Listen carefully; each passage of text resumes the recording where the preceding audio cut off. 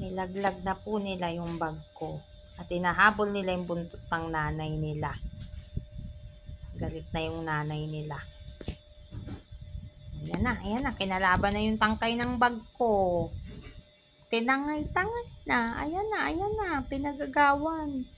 Tigisa sila ng tangkay. Ayan, tumatalbog pa. Ganito po ang gawain ng mga anak ni Mingay.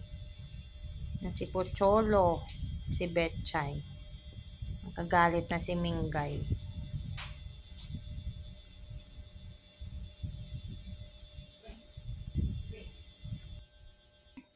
Hello, Mang B. Huwag mo siyang guluhin. May luha nga siya. Mang B. Mang B, nagluluha yung mata ni Mang B. Doon ka sa kabila. Wawa naman. Huwag mo anuhin kasi madami siyang sugat. Dami nga siyang sugat eh. Wawa naman si Mang namin. Masakit yung katawan yan kasi matapang yan eh. Nakipagbakbakan yan. His fault. Uy.